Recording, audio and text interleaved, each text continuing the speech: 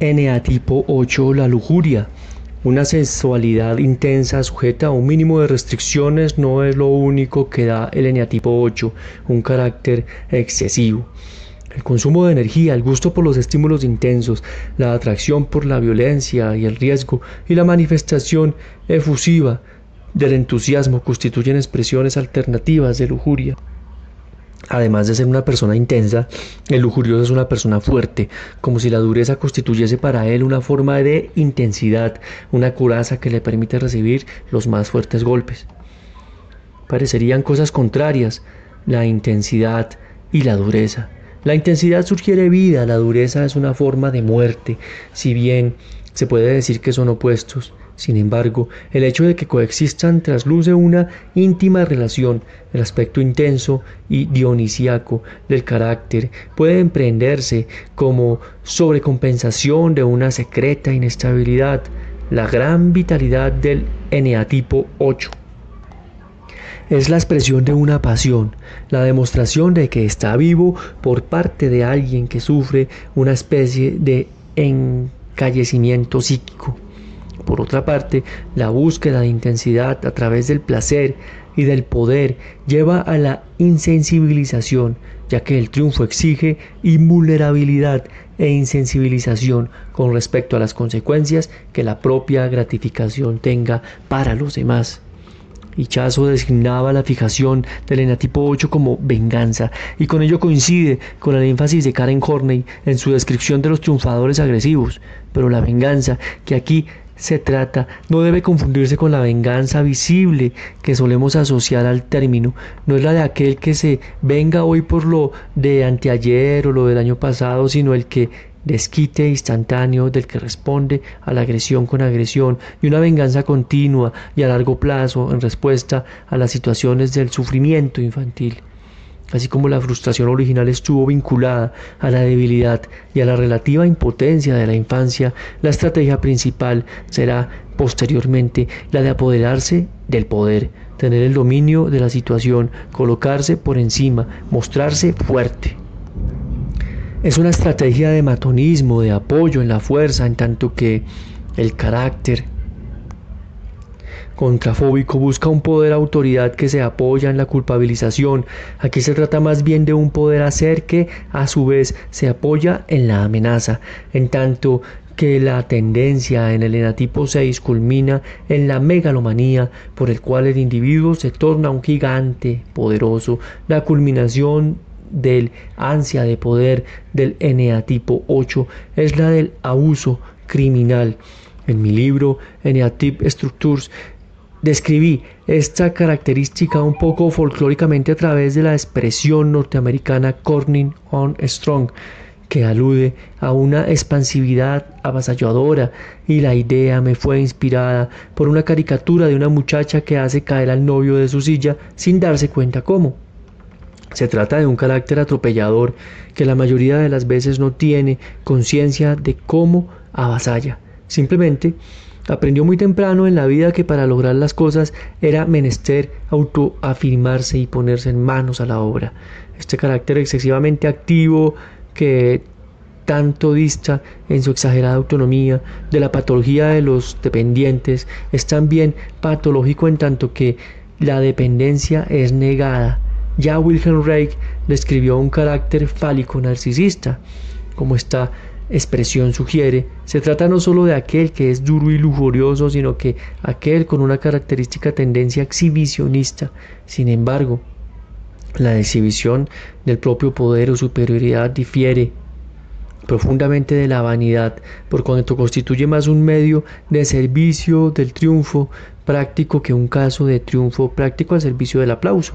A nadie le importa tampoco lo que piensen de él los demás. Los mecanismos de defensa del eneatipo 8 son la negación, una forma de negación del dolor y la incomodidad psicológica que he propuesto llamar simplemente insensibilización. Una anécdota explica este último término.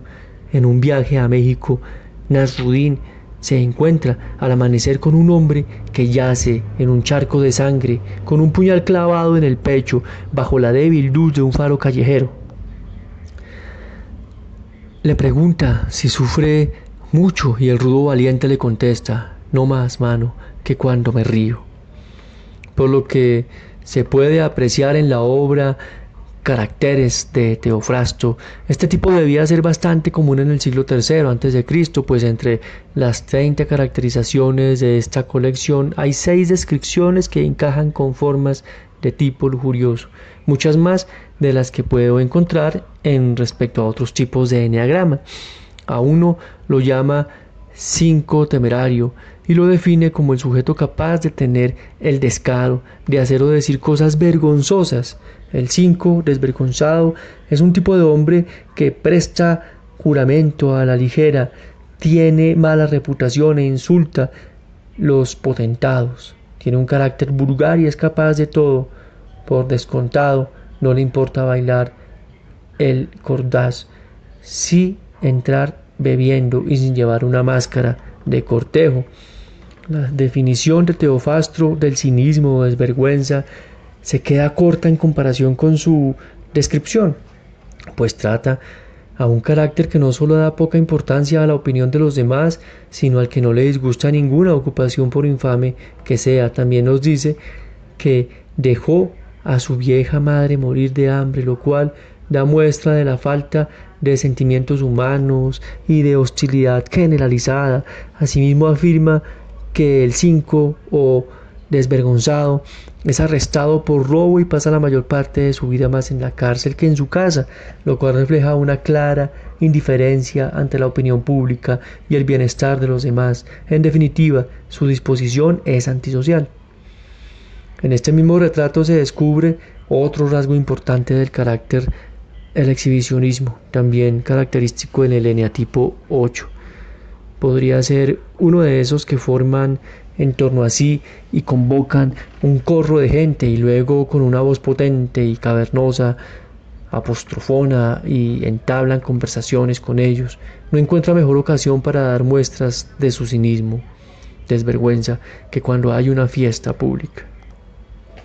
Nos dice Teofrasto que el 5 desvergonzado es el dueño de una taberna, ejerce de proxeneta o es recaudador de impuestos y que suele hacer su ronda por las tabernas, las pescaderías y las tiendas de salón, y las ganancias que va obteniendo de su recaudación las guarda en su boca.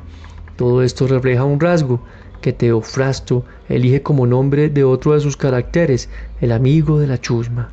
De nuevo aquí, su definición no es tan compleja como los atributos que literalmente sugiere: afición por las asociaciones con personas de bajo linaje y sujetos que son vistos con desdén por los refinados y los que aceptan la ley. Nos dice, tener amistad con la chusma, afición por la maldad, significa simplemente una inclinación por el perverso. El carácter que menciona podría con igual propiedad describir al 5 desvergonzado, pues este tiene una visión tal de las cosas que supone una invalidación cínica, desvergonzada de los valores cotidianos. Si hablamos los honestos, él mantiene que la honestidad es innatural y que todos los hombres son iguales, y recrimina a quien es honrado. Afirma con toda tranquilidad que el malvado es un hombre que se ha liberado de prejuicios. En la observación que hace Teofrasto sobre su defensa de los oprimidos podemos ver algo más que rebelión y cinismo, desvergüenza. Hay también un espíritu vengativo implícito en su sentido de justicia, algo de genuina empatía, como tendremos ocasión de comprobar, a pesar de que por lo visto interiormente no tiene ni la más mínima empatía por su propia madre. Teofrasto habla de la falta de escrupulosidad como la indiferencia ante la reputación por el interés de obtener ganancia infame, y nos da una imagen general de este tipo en la que destaca su indiferencia ante la reputación, pero ahora en compañía de la ganancia, lo que en definitiva es hablar de la codicia. En la galería de retratos encontramos próximo a este carácter el del grosero. La grosería no es difícil de definir, es la burla molesta y desagradable. El grosero es la clase de sujeto que cuando se encuentra entre mujeres respetables se levanta la ropa para exhibir sus genitales. Se para frente a la barbería o a la perfumería y dice que los clientes que se van a emborrachar. Por último podemos encontrar el sello del eneatipo 8 en el maleducado. El maleducado es quien sin ninguna pregunta ¿quién es ese? Replica, no vengas a molestarme. Se hace evidente que la persona así descrita no es solo maleducada sino desconfiada.